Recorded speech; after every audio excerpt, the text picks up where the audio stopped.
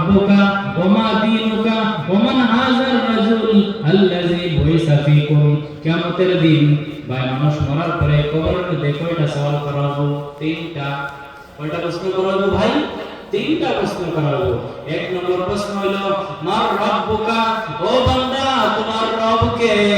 যদি তুমি দুনিয়ার মধ্যে আমল করে থাকো, নেক আমল করো, ঈমান আনো, তাহলে কিয়ামতের দিন ফেরেশতা প্রশ্ন করার লগে লগে তুমি জবাব দিবা রব্বি আল্লাহ, আমার রব হলো আল্লাহ। আমার রব কে? আল্লাহ। দুই নম্বর প্রশ্ন ওমা দীনুকা, তোমার দ্বীন কি, তোমার রিলিজিয়ন কি? যে দ্বীনের মধ্যে তুমি আমল করছো সেই দ্বীনের নাম কি? ভাই যদি আমরা আজকে দ্বীনে ইসলামের মধ্যে আমল করি, নামাজ কায়েম করি, রোজা রাখি, যাকাত দেই, অর্থাৎ ইসলামের যত রীতি আছে, যদি আমরা ইসলামের মধ্যে আমল করি, তাহলে ফেরেশতার সওয়ালের জবাব আসান হবে দীনি আল ইসলাম, আমার দ্বীন হলো কি? ইসলাম। তিন নম্বর প্রশ্ন ওমান হাজার রাজুল আল্লাযী বুইসা ফীকুম, আর কিতাবের মধ্যে আছে আমার আপনার নবীর চেহারা একটা ফটো সামনে রাখা হইব, আর জিজ্ঞাসা করা হইব ওমান হাজার রাজুল, এই ব্যক্তি কে? এই ব্যক্তি কে? ওমান হাজার রাজুল, এই ব্যক্তি কে? আল্লাযী বুইসা ফীকুম, যারা তোমাদের মধ্যে পাঠানো হয়েছিল, এই ব্যক্তি কে?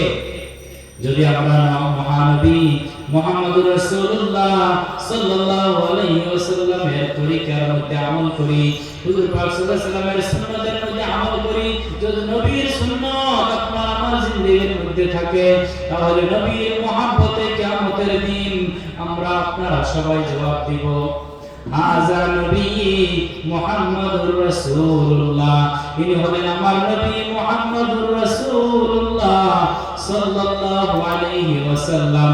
ভাই তিনটা প্রশ্ন দুনিয়ার মধ্যে, আর তিনটা প্রশ্নের জবাব দেওয়া আছে না? জবাব নাই, খালি প্রশ্ন?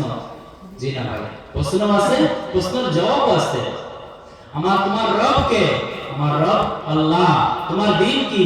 আমার দ্বীন ইসলাম। আর এই ব্যক্তি কে যারা তোমাদের মধ্যে নবী বানায় পাঠানো হয়েছিল? যদি ঈমান বলা হয়, লগে লগে উত্তর দিব কি? আশহাদু আন্না মুহাম্মাদুর রাসূলুল্লাহ, আমি সাক্ষী দেই যে উনি আমাদের নবী মুহাম্মদুর রাসূলুল্লাহ সাল্লাল্লাহু আলাইহি ওয়াসাল্লাম।